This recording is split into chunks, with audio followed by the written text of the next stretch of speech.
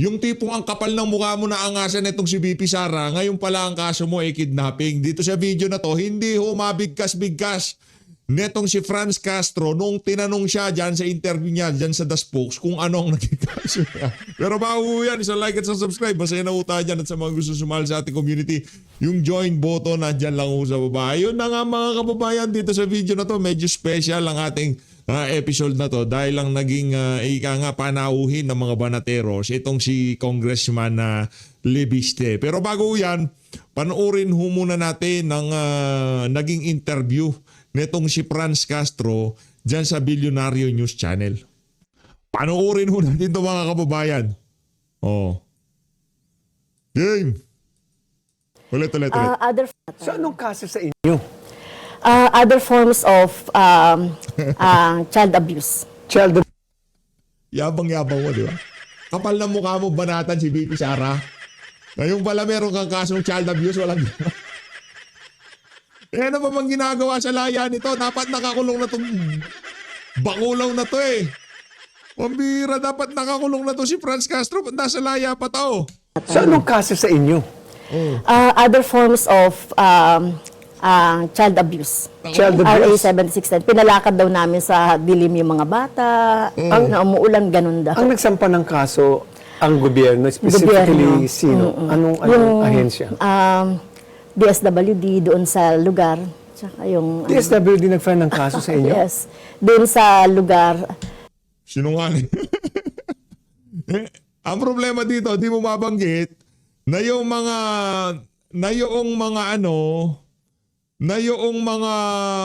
magulang ng mga bata nagsumbong sa DSWD. Kaya DSWD ang nagkaso sa inyo. Pero yung mga magulang ang nag-initiate, nakasuhan kayo. Nagsumbong yung mga bata doon sa kanilang mga magulang at dumulog sila sa DSWD para kasuhan kayo. Anong gobyerno? Yung mga magulang ng bata na di umanong kinidnap mo. Ay, di ba? Na di umanong ginawan mo ng masama. Walang niya kayo, kung saan-saan nyo kasi pinagdadala yung mga bata. Yung mga bata, alam ng mga magulang, nag-aaral. Sineseminar nyo kung paano umakyat sa bundok, mag-hiking. Nung tinanong siya, anong kaso niya, di niya mabanggit yung child abuse. Yun. Ako, direct question lang. Do you think this is a legal problem or a political problem on your part? Sa amin, political problem yon. So, that time. Yung nangyari dito kay Chantal, ano ba 'yon? Political problem ba 'yon o legal problem? Hoy, aktivista sa Amerika 'yon. Pambira nagpunta sa Pilipinas, umakyat sa bundok. Nung natiklo, nagtago sa buta. Yan ang problema sa inyo mga komunista kayo eh, di ba? Pagka natitiklo na kayo, kung saan-saan kayo nagsusuot, para kayo mga daga. Kaya itong si Franz Castro, naku, pagka ika nga natapos na yung kaso nito, yung talagang nadesisyonan na yung kaso nito kasi naka-apila pa ho sa ano yan eh. Court of Appeals kung di tayo nagkakamali. Pagka yun nadesisyonan, walang yaka, kalaboso ka. Walang piyansa yun. Talagang huwag kang mag-alala, dadalawin naman kita, Franz. Dadalawin kita. Alam mo ha, dadalhan kita ng pusit. Yung gusto mo yun? So, alam naman natin yung naging papel namin na makabayan doon. Kamatayan kanyo. Makabayan, baka kamatayan. Lahat ng sumasali sa inyo, para kayo may curse. Para kayo mga may sumpa. Pag kayo mga kabataan sumama sa inyo, nasisira ang buhay. Anak ng tukwa, alam na magulang nag-aaral, ngayon pala namumundok na.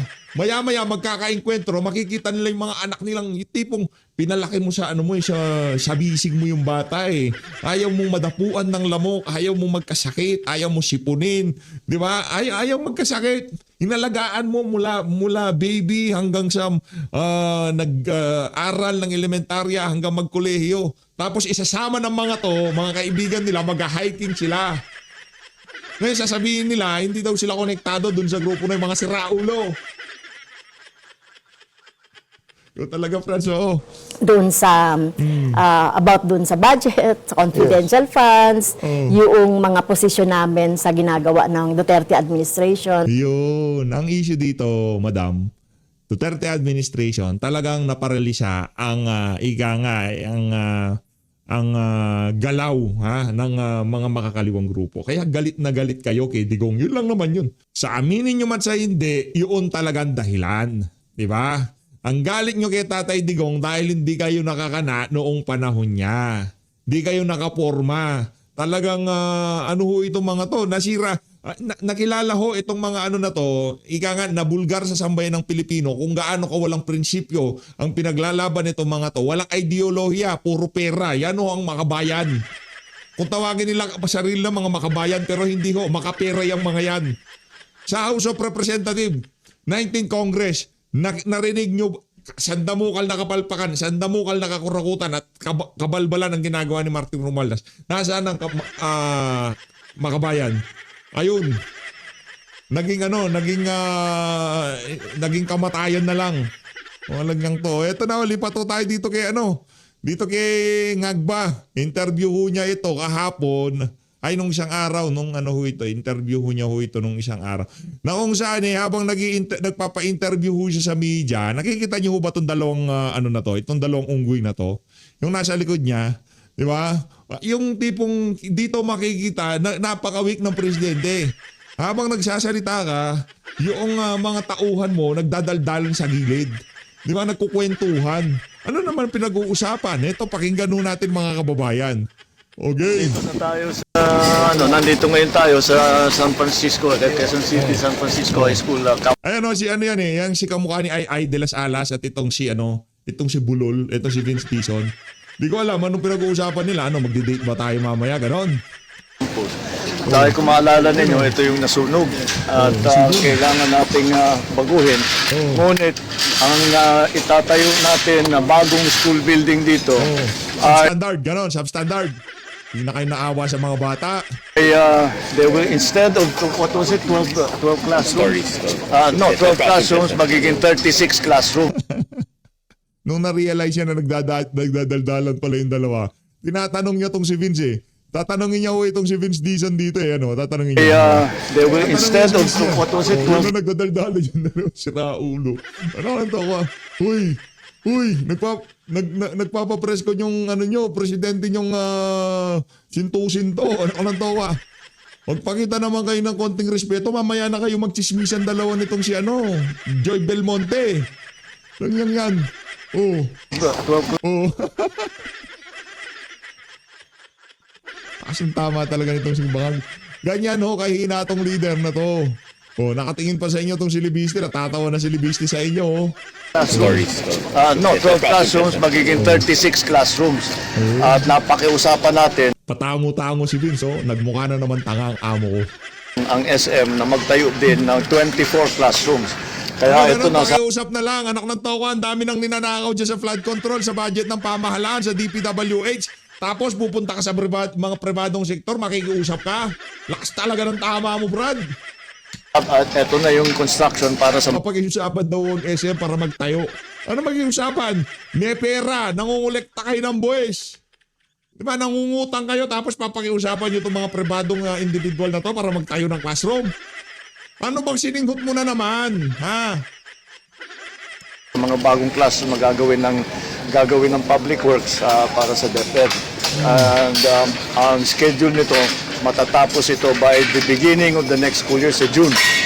Pwede nang gamitin ito. Wow. Kasama dito sa ating pinuntahan, yung ating pag-coordinate between PhilHealth. Pagka natapos yan wala tayong problema dyan, di ba? Aanuhin ka namin, papalakpakan ka namin, di ba? Saludo kami dyan. Okay ang ginagawa mo na yan.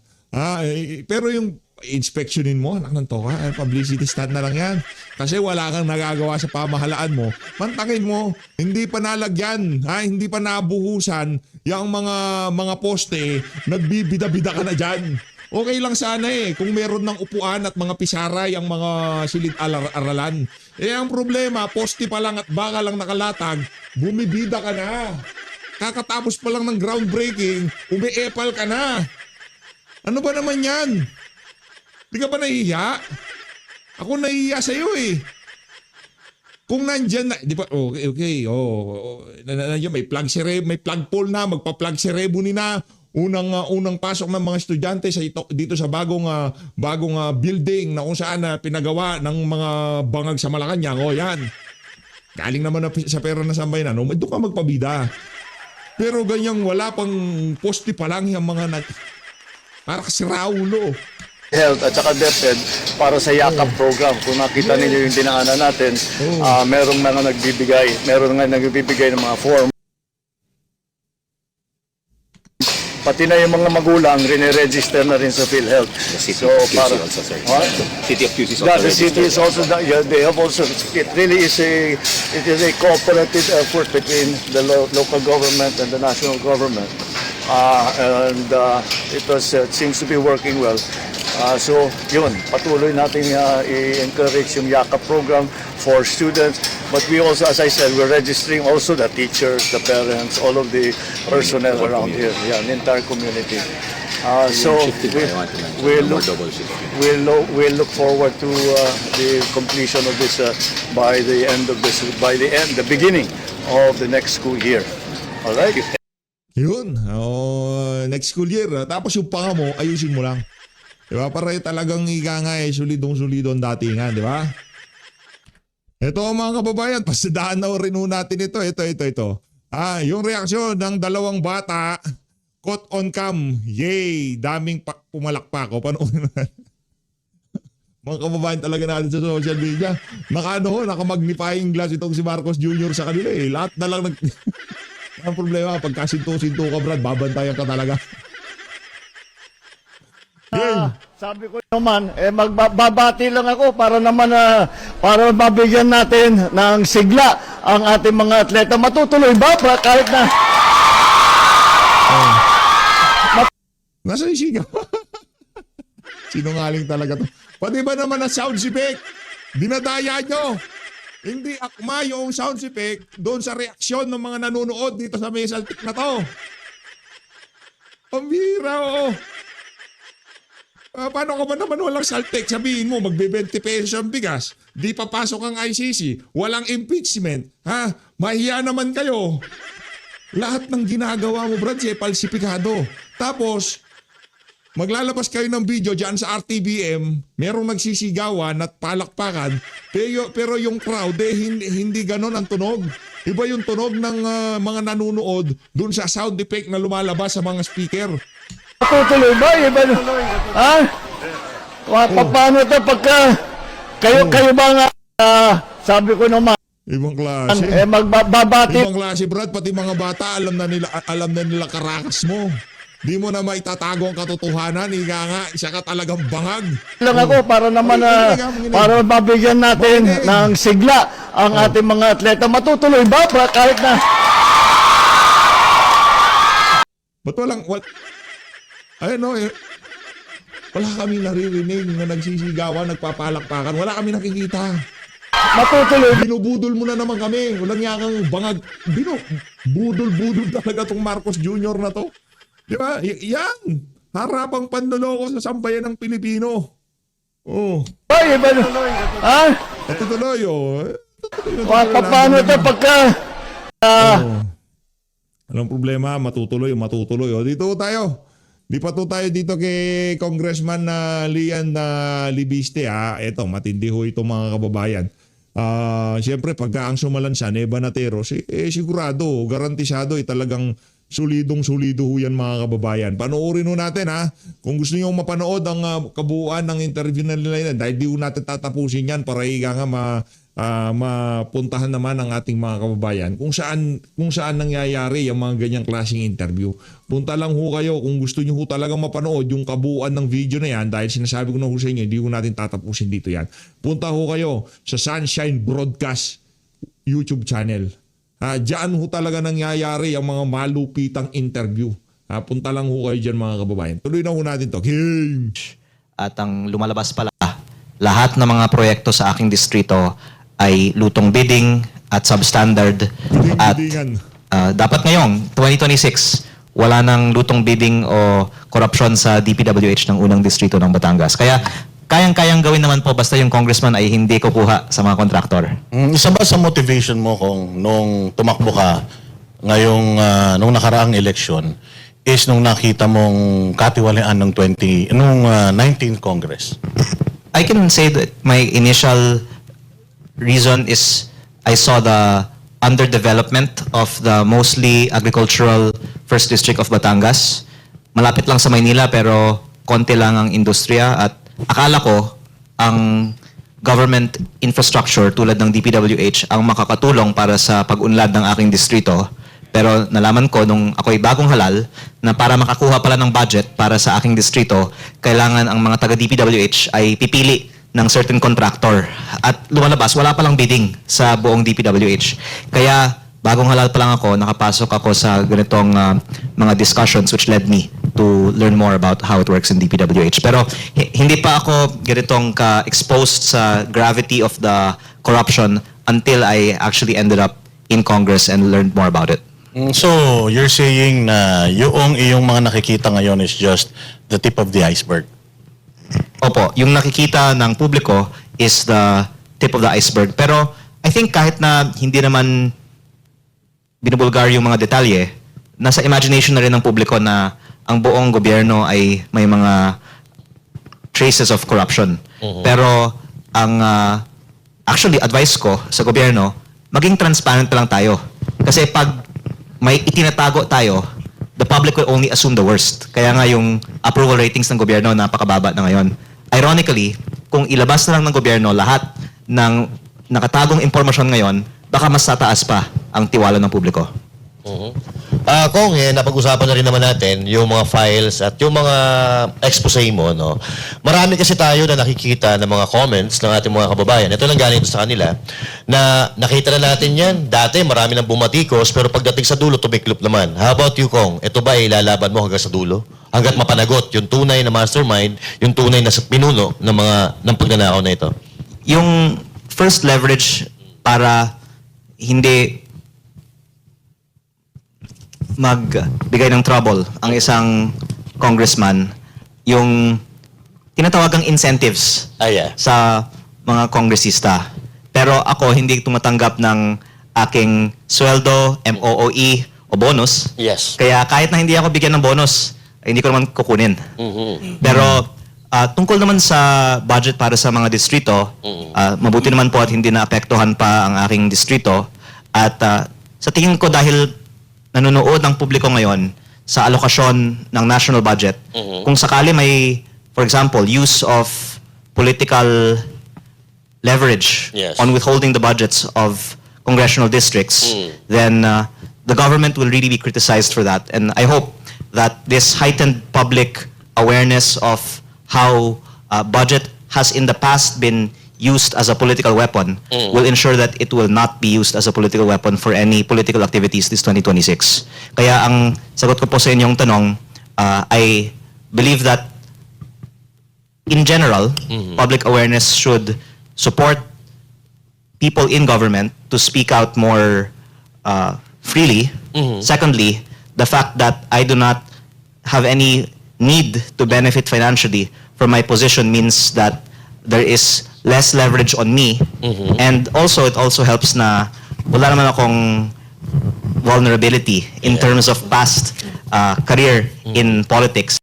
Kasi baka ang dahilan na yung iba, tahimik na lang ngayon, dahil gagamitin ang kanilang past as a leverage on them kung sila po ay magsasalita. Pero I guess ang problema ng mga binabangga ko ngayon ay masasabi ko po ito, wala silang may bato sa akin. Yes. Kaya Kumbaga, fresh na fresh yung bata, ang in some respects din, pinaka makakapag-damage sa mga binabangga. Ayun, malinaw. Ito kung may nabanggit ka siya kanina. Malinaw malinaw. Yun ho talaga yun mga kababayan. Wala ho silang maibato dito kay Congressman Libiste. Malinis ho yung bata. Hindi ho kagaya ng ibang mga congressman dyan. Hindi nila pwedeng gawin. Ginagawa ni Kong Lian. Anak ng tokwa. for the longest time, mga asawa nila, anak nila, naging congressman, tatay nila tumatanggap ng MOOE. Wala ho silang moral ascendancy na tumayo-tayo at magsalita-salita dyan sa House of Representatives, mag-expose ng kabantutan na nangyayari dyan. Gayong yung mga anak nila na naging congressman, asawa, tatay, nanay, di ba? Kamag-anak na naging congressman, tumanggap ng MOOE, tumanggap ng pakimkim dito kay Tambaluslos, talaga wala ho kayong mukhang mahiharap sa inyong mga kasamahan dyan. Bol, tatayo ko dyan, sabihin mo, hindi pwede yan, ganito ganyan, anak ng tawa, baka sipain ka pa nila Ulang nga ka, lakas mo ang kumuha ng MOOE, tapos ganyan. Sabi niya, walang benefits sa'yo. Okay?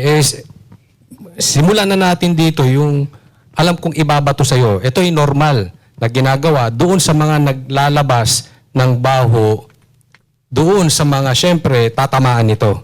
At yung iba rito nga, nagsisimula nang nadidinig ko na. Una, sasabihin nila, yan si Kong na yan, ano yan, may plano yan sa national position on 2028. Kaya kinukuha niyan Galing din yung yung gaso. Coach Oli, magaling. Magaling yan si Coach Oli. Siya sa mga pinapanood nating political vlogger. Magaling. Palakpakan natin, Coach Oli. Mahusay. Called Duterte votes. Sila ang sinasabi nila, Coach Yeah. Oli, magre-retire na nanay niyan. Yan na. Yan ang papalit. Meron ding sinasabi na may handler yan. Ayan, nagpapalaki lang yan ng pangalan. May sumusuporta dyan sa likod. Kaya ganyan yan. So anong masasabi niyo doon? Actually, yung nagsasabi na yung actions ko ay driven by political calculation are disproven by the fact na kung tanungin mo yung mga political experts, mali nga yung ginagawa ko. Kasi marami akong mga binabangga na nagiging kaaway ko na baka will come back to bite me pagdating ng election. Pero sa akin, ang importante, lumabas yung katotohanan, bahala na po sino yung matatamaan kahit na it's actually in the conventional wisdom, not a good politics to make so enemies. Kasi yung mga pinaka-successful nga sa mga election minsan yung mga playing safe eh. Pero ang ibang mga hinahangaan ko sa politika, yung mga nagpapakita ng courage kahit na minsan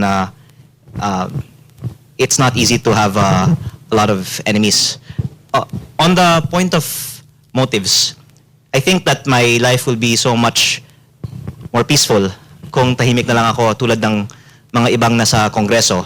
Pero the truth is, while it's difficult to make enemies, it's also feels good pag makita mo naman na sumusuporta ang publiko sa ginagawa mo. At Palakpakan muna natin itong si Congressman Lian Libiste, ha? Huwag na natin gamitin Ligarda. Hindi tayo dyan. Walang dating yung Ligarda na yan. Doon tayo sa Libiste, parang political clan din naman yung mga Libiste. Wala tayong lusot eh. Libiste, Ligarda, parang ito lang siguro. Ika nga, fresh air, breath of fresh air itong si Congressman Libiste. Pagdating sa mga dynasty, kasama din naman sa dynasty yan si Congressman Libiste. Pero isa siya, para siyang Duterte, no? Hindi pong, kung yung Agos papunta dito, ito lahat ang linalang ho yan ng mga magnanakaw, mga kurakot, mga siraulo, mga bangag sa pamahalaan. Ika nga, kinukontra ho nila yung Agos. Walang problema kahit mahirapan kami lumangoy, basta ito ang tama, di ba? Kokontrahin namin yung kalakaran, kokontrahin namin kung ano yung mga nakasanayan, di ba? Kaya palakpakan ho natin itong si Congressman Lian. Saludo ha. Saludo. kung may benefits man para dyan, well, I would like to just think that what matters is nakakatulong ka sa ginagawa mo. At muli, ang iniisip ko lang is if I can be useful in whatever I do, and if doing so is good or bad, we don't know. It can even be bad. But I just want to be useful and not just be a waste of another seat in Congress, not doing anything for my 3 years in Congress. Kung may tanong ako, papapatuloy ko na yung tanong niya kanina sa'yo na may plano ka ba tumakbo sa mas mataas sa national yung coming 2028? May plano ka Naintindihan ba? niyo, Kong. By the way, linawin ko lang, yung mami ko, 2022 na halal. at pwede pang tumakbo ulit sa 2028. Kaya hindi okay, totoo at least yung fact na dahil magre-retiro yung Tama, nanay tama. ko. Isang- Kaya ako nag-iingay ngayon. So no plan Isang- sa national Wala- position. Well, that's my first response. My second response is, palagi ko din kinakausap yung nanay ko na dapat sila sa Senado ay maging mas aktibo sa kanilang ginagawa. Pero kaya sila siguro din successful sa kanilang careers kasi nakita nila na there's a benefit to be measured in what they do. So there's pros and cons. But I'm saying that because I do have disagreements in terms of approach with my mom. At siguro, again, thinking about what should be done, kung hindi nangyayari yung mga nakikita kong dapat mangyari, for example, sa Senado, kakausapin ko yung mom ko. Ano bang dapat mangyari na lang. Pero sa ngayon, I can really say that I do not have a political calculation behind what I do in terms of the long term kasi ang gusto ko lang naman magawa is to be as useful and make as much impact as I can at each step and take it one step at a time. Tama. Tuloy ko lang kasi nabanggit mo meron kayo minsan disagreements ng yung mother mo. Ito bang patungkol dito sa files? Pabor ba siya doon sa ginagawa mo o gusto niya tong ginagawa mo? Kaya ko nga po nabanggit na the traditional wisdom is actually mali yung ginagawa ko kasi halos lahat lumabas na nga po ng mga nasa 19th Congress ay tagged as proponents ng mga DPWH projects. Kaya nagkaroon na ako ng maraming kaaway. At sila ay hindi tumatawag sa akin kasi papangalanan ko sila kung tatawagin nila ako, possibly. Tumatawag na lang sila sa aking ina.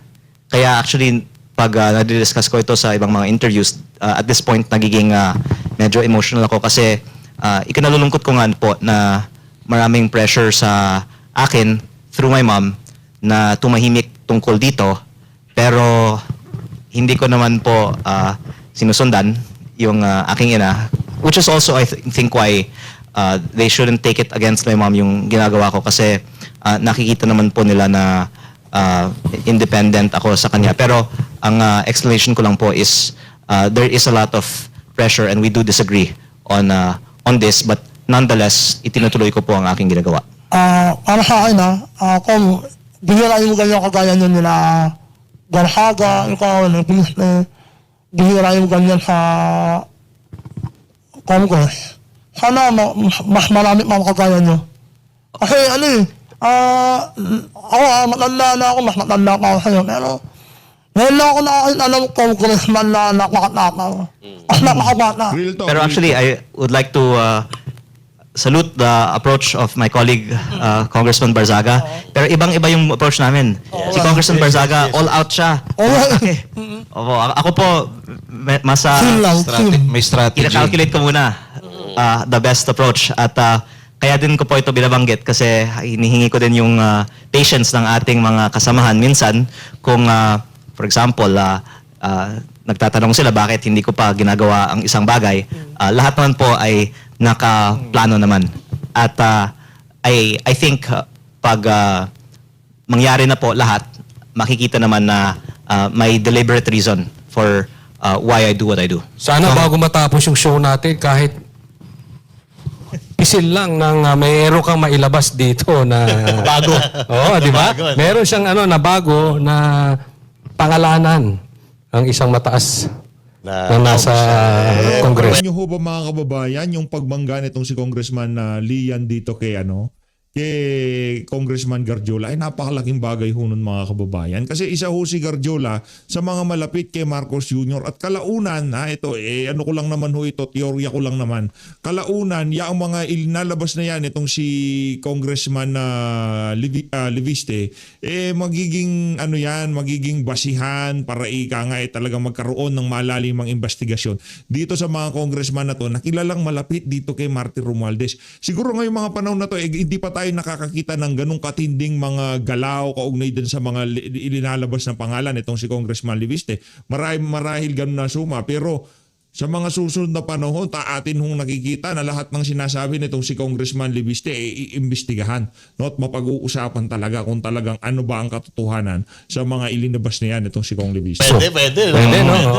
Parang RJ. Kung natawag kasi ng pansin sa akin yung paggaling ka ng yung sa Nasugbo, ang dami nyo pong tarpaulin doon. And syempre bilang isang mamamayan, naisip ko, ito gastos na naman, pera na naman ng gobyerno to. And sinabi mo sa iyong interview from I think Jessica Soho na hindi ka tumatanggap ng hindi mo kinukuha yung MOOE mo. So which is ito yung operational budget ng congressman na from 10 billion pumalo siya ng I think 17 billion. Can you explain about this? Actually, yung sa Nasugbo, taga saan ka ba? GMA. I mean, nakapunta Yes, nag-ano kami doon naksuswimming. Nakita ko yung kahabaan. Tapos nandun yung opisina nyo, di ba? Hindi alam ng mga taga ibang distrito, alam naman to ng mga taga Batangas. Private property yun. Kaya nga. Yung parang aso karera, tama. Opo. So, may ongoing investment ako doon. Yeah. Sa property na may mga tarpaulins ko. Opo. Pero ang reason nga na interest ako sa development ng aking distrito is because yung investments ko nandoon at matagal ko nang nakikita na malapit lang sa Maynila, ang daming ang mga dumadaan ng mga turista at iba pang mga industry sa area na yun pero kulang ng development at gustong-gusto ko na makita in my lifetime na mag-develop ang Western Batangas. Now, on your second question about the MOOE. Yes, yung MOOE. Sabi mo hindi ka nagbe-benefit. Opo. So hindi mo Kaya, tinatanggap. actually, ako nga yung pinakalugi sa Kongreso. Kasi yung personal funds ko, ang ginagamit ko para sa lahat ng aking district activities, kasama din yung pinamigay ko na Noche Buena Pax sa bawat pamilya sa aking distrito. Nagbigay po ako in 2024, tapos kahit na walang eleksyon, nagbigay din po ako ulit para sa bawat pamilya in 2025. Meron din akong program to give allowances to students at iba pang mga educational assistance. Lahat po ito ay mula sa aking Sarili mong pera. personal na contribution dahil I'm very fortunate na I'm 32. I sold my company when I'm 30 and part of why I entered politics was because I had this so much privileges that I didn't know how I can spend in my life, if not to share it with other people.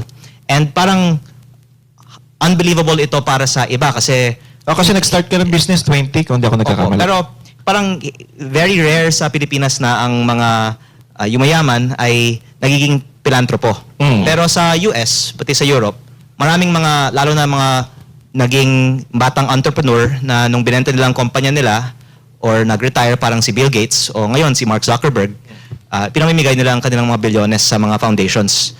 At dito sa Asia, hindi pa lang siya mas common, pero for the same reason that in the West, ginagawa po ito ng iba, kaya inanunsyo ko naman na po na inilipat ko na rin ng malaking bahagi ng aking shares sa isang foundation na magbibigay ng perpetual na source of support para sa aking chosen initiative for education and disaster relief. This is all from my personal funds, and it's because I've been so fortunate naman to benefit from my business in my life that the least I can do is to share it with others. Itong mga pilantropo na sinasabi mo, they never entered politics. Why did you enter politics? Pwede ka naman daw tumulong. Nagagawa mo ng tumulong nung wala ka sa politika, then why enter politics? Actually, marami naman mga pilantropo din like si Mike Bloomberg na pumasok sa politika o si Elon Musk nakikialam ngayon sa politika. Actually, ang idol ko, si Elon, kasi yung advocacy niya is to lower government spending. At marami nga siyang mga bureaucracia sa US na gusto niyang buwagin. At hindi lang siya panagtagumpay kasi napakatindi ang resistance pag gusto mong buwagin ang bureaucracia. Pero ang napansin ko kasi, maraming mga negosyante na kahit na tayong mga hindi kasing laki nila, gustong maging kasing laki at matagumpay na negosyante katulad nila. Pero yung mga matagumpay naman na negosyante, nababoard din sa kanilang buhay. Gusto naman nilang makialam sa politika.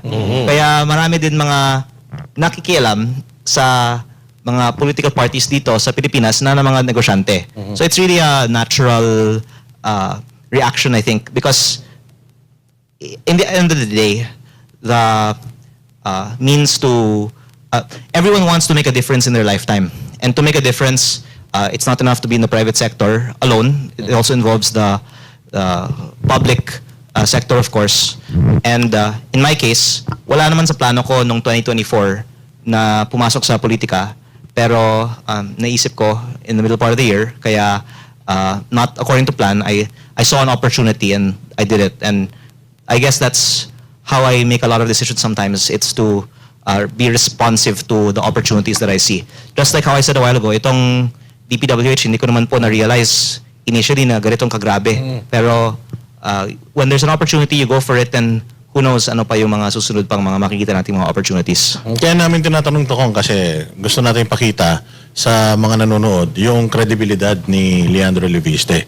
Maraming nagsasabi na kapag ikaw ay pumasok sa politika, dapat nagda-divest ka na sa mga businesses mo.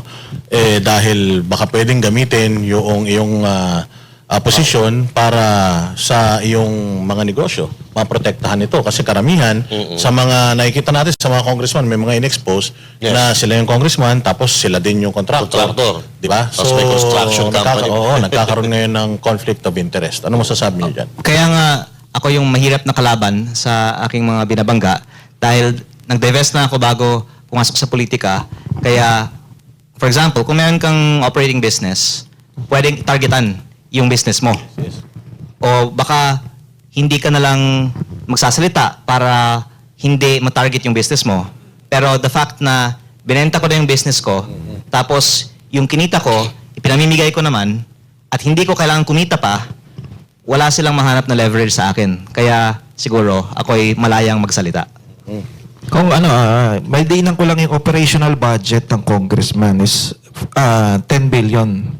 So, nabanggit mo rin yun na tumaas siya ng 17 billion. And per year to, tama. Tapos nakakatanggap ang mga congressman, not liquidated to eh. Hindi to parang ito yung mga bagay na hindi kailangan i-audit.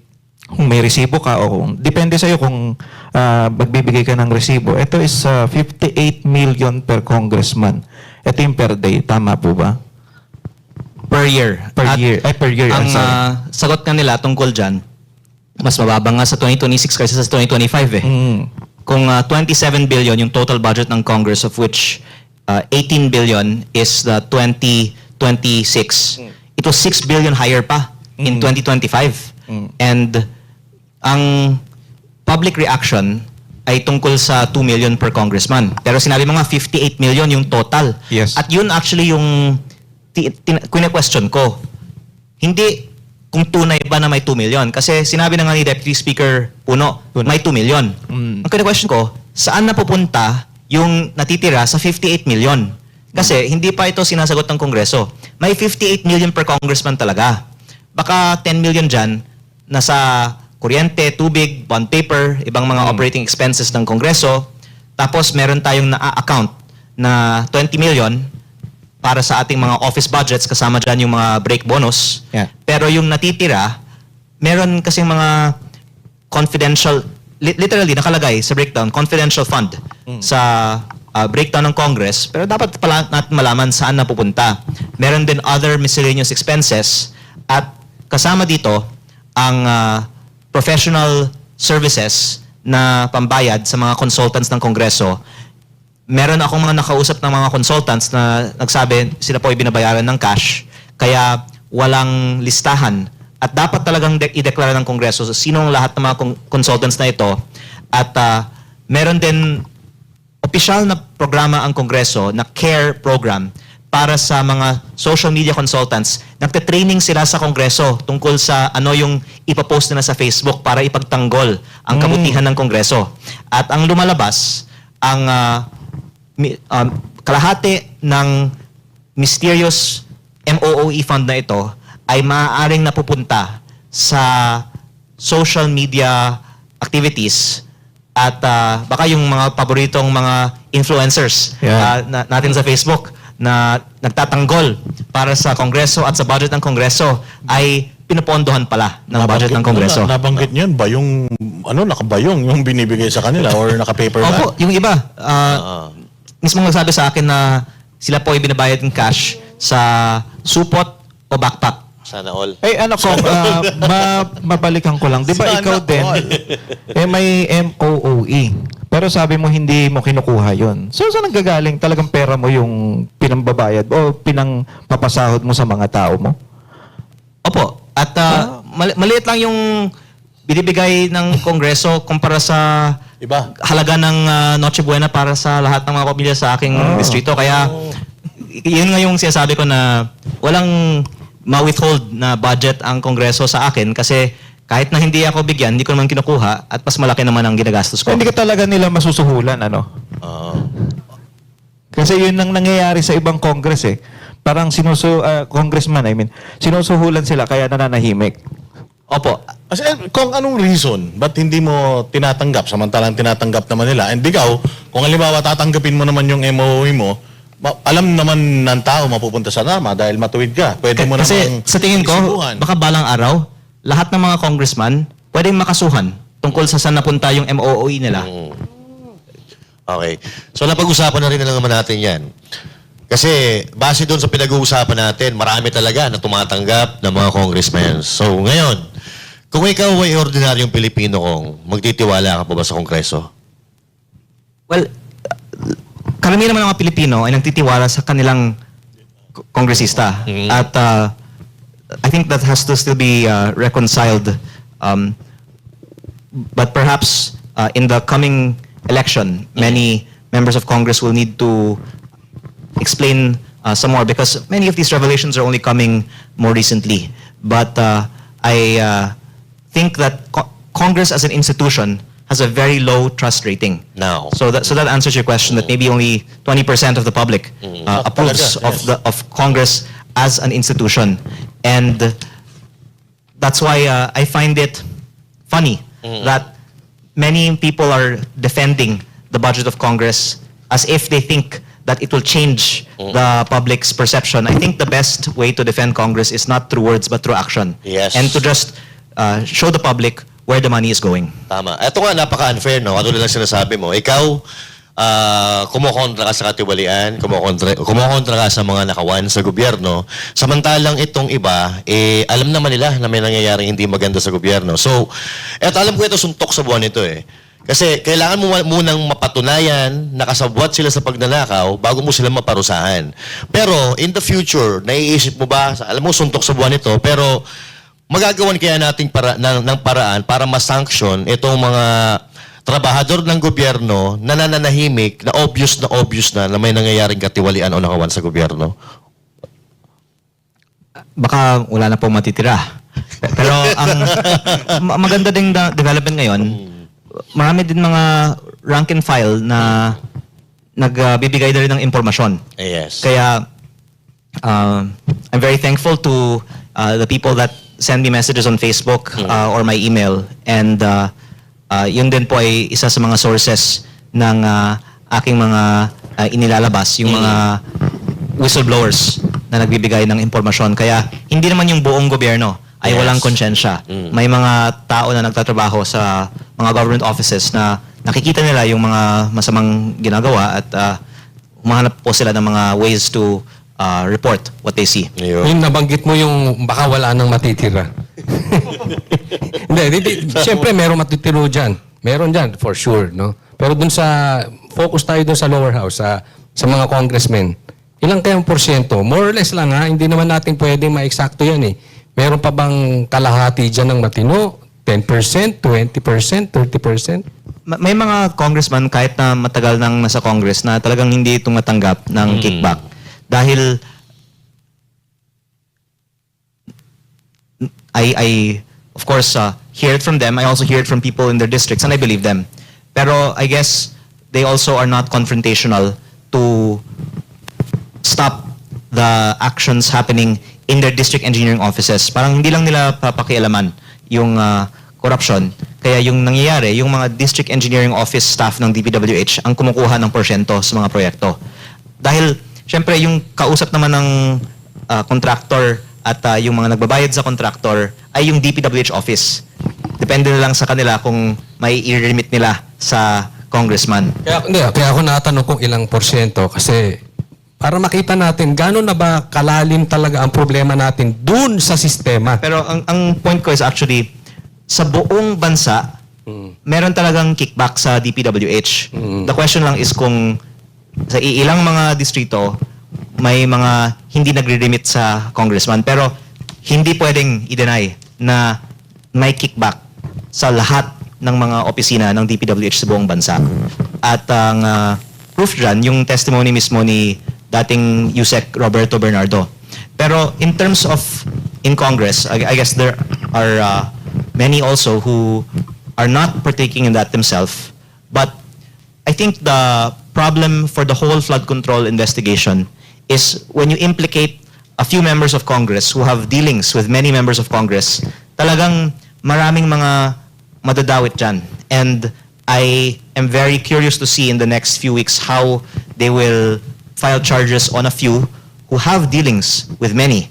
And if eventually it will either mean that many will have to be involved or they will have to make some reason why not is it everyone safe to say na itong ghost projects, itong flood control projects anomaly, it started on the 19th Congress? Ang sinasabi naman ay hindi pa ako napanganak at corruption ng DPWH, di ba? At ang difference lang was the amount. Nung araw, di ba, 70 million per congressman, 200 million per senator. Eh ngayon, baka times 20 ng mga halaga na yan. At ang nangyayari lang, lumaki yung buong government budget. Nung baka 2016, 1 trillion lang ang GAA. Tapos baka by 2022, naging 4 trillion pa. Pero umabot na sa 6.7 trillion ngayong 2026. At as a percentage of GDP, it went from 14% to now 22 or 23%. And the solution, I think, is just to lower government spending. But as long as there is no strong public pushback to it, the temptation is for whoever is making the budget to make the budget as big as possible. Because I guess you want to maximize what you can while you're in the position. Okay, so these are the 10 top government agencies with biggest allocation in 2026. Department of Education, Department of Public Works and Highway, Department of Health, et cetera, et cetera. Do you agree? Is this fair para sa inyo or Yes, the ano masasabi nito sa budget? budgets are publicly disclosed naman. And in 2025, the DPWH actually exceeded the DepEd, if I'm not mistaken. In 2024, even more so, kasi that's only the programmed appropriation. Meron pang unprogrammed appropriation. By the way, this is one thing na dapat mabuksan pa in the coming weeks. Yung pinaka-worst na katiwalian sa DPWH ay hindi pa na nabubuksan. Kasi yung unprogrammed appropriation na nanggaling sa PhilHealth funds ay napunta majority sa flood control. Ang natitira naman sa iba pang mga dubious projects. Kahit sa sarili kong distrito, meron din mga projects na ito. At yung mga programmed appropriation, ang Congress ang nag-select ng projects. At may mga paliwanag, requested sila by the local government units. Ang congressman ay identified as the proponent for many of the projects. Pero yung unprogrammed appropriation, it's already a fact that galing yan sa PhilHealth Fund. It was so important to divert the PhilHealth and the PDIC to fund these projects. Pero hindi pa nabubuksan ano yung 214 billion pesos of DPWH projects that were funded by unprogrammed appropriation. At ang lumalabas nga po, majority was flood control and almost all of it is substandard. At ang tanong, sino ang pumili ng 214 billion pesos of DPWH projects that had to be funded from unprogrammed appropriations? So I think that would be one of the biggest things that na bubuksan pa sa mga susunod na mga linggo. Ayun. So, ang problema talaga natin, unprogrammed, doon talaga nanggagaling yung ano eh. Kung bakit ito nagiging tambayan ng mga korrupt na politiko, yung unprogrammed fund. Kasi ito, unliquidated ito eh. Kumbaga, they can spend it anytime they want lang na, ano lang eh, kumbaga, ano ba, certification lang? Ito yun, di ba? Similar siya sa programmed, except yung program dumaan sa Kongreso. Yung unprogrammed, executive yung pumili. Yes. At kinuha pa yung PhilHealth at yung PDIC para pondohan ito. Yes. Kaya yung hindi ko pa nakita na itinanong, yung 214 billion na yan, bakit napaka-importante yung mga proyektong yan na kinuha pa yung ganong pondo para dito at hindi pa nabuksan, ano yung 214 billion na yan?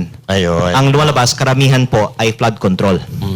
So itong 2026 GAA, no?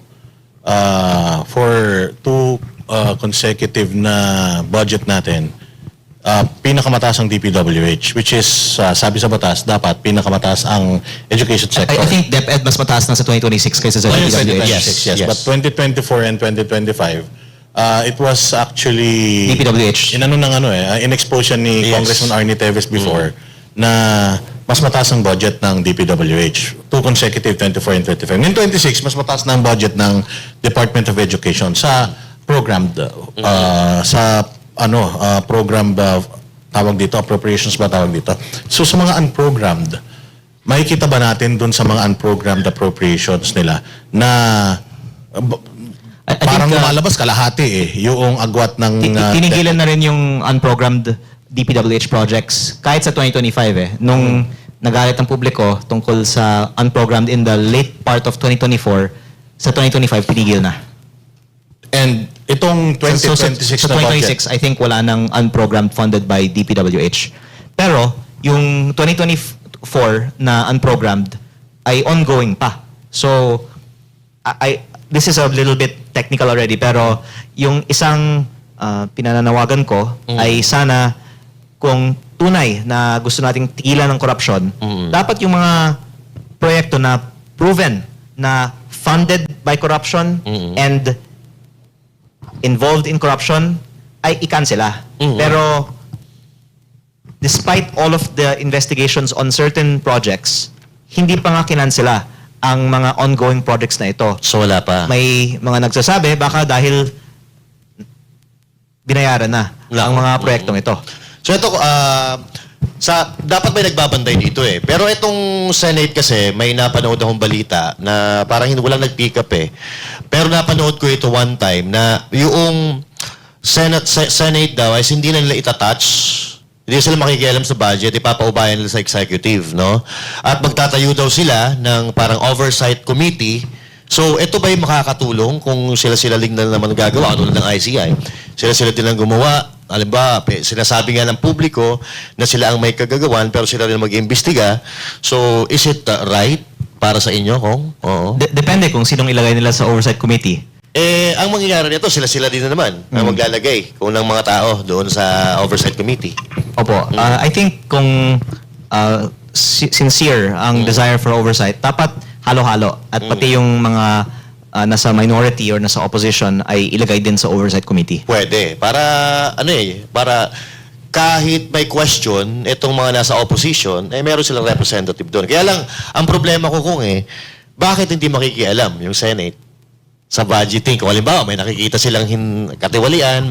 I think they will be in the oversight committee naman din. Both houses will be there. Pero, dapat pati yung minority Meron din, ay dapat. meron din representation sa oversight committee. I see.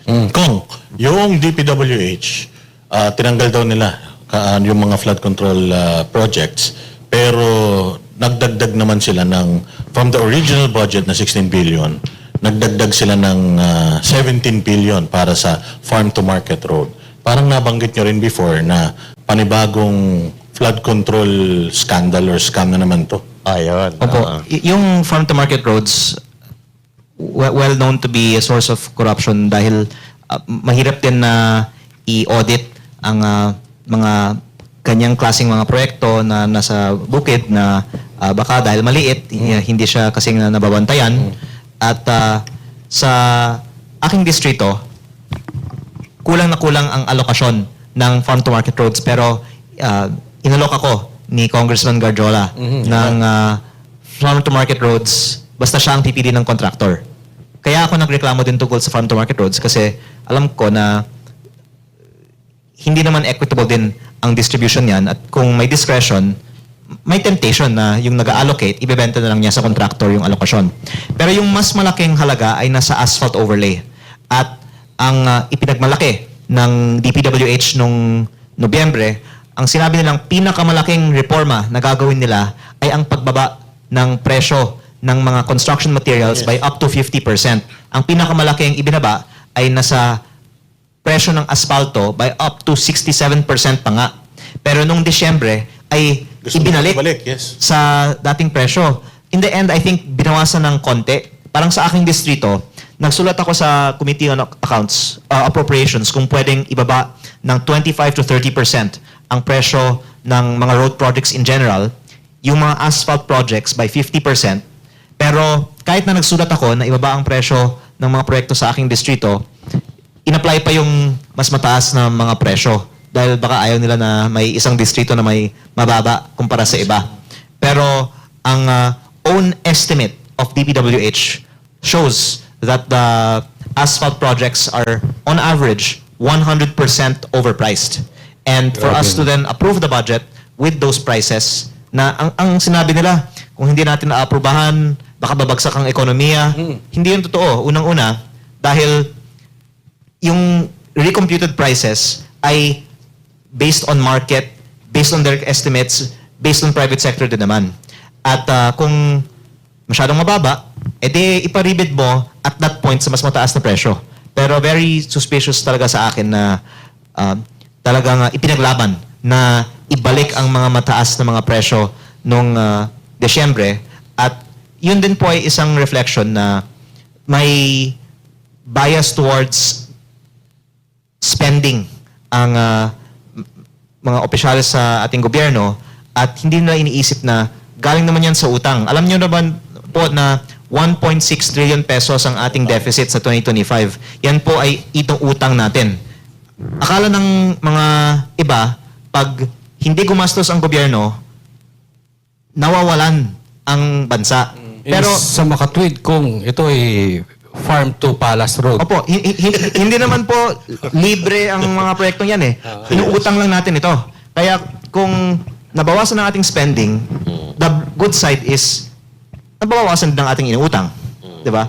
Pero ang gusto ko lang constructively i-esparo sa Congress this year, kahit wag na tayong magturuan na magnanakaw ka, may corruption dito, bawasan na natin ang ating ginagastos. Pero ang pinaka hindi mo maririnig na salita sa Kongreso ay bakit na lang natin hindi bawasan ang budget o magtipid? Kasi ang nangyari, ipinagmalaki na wala ng flood control.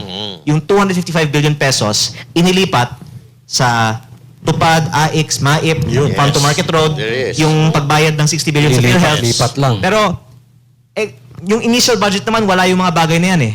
Kaya bakit hindi na lang yung 255 na yun, tipid. At yung 6.7 naging 6.5. Doon ko po nakikita na yung biggest issue facing our country is the spending because I'm sorry to go into this more technical discussion here.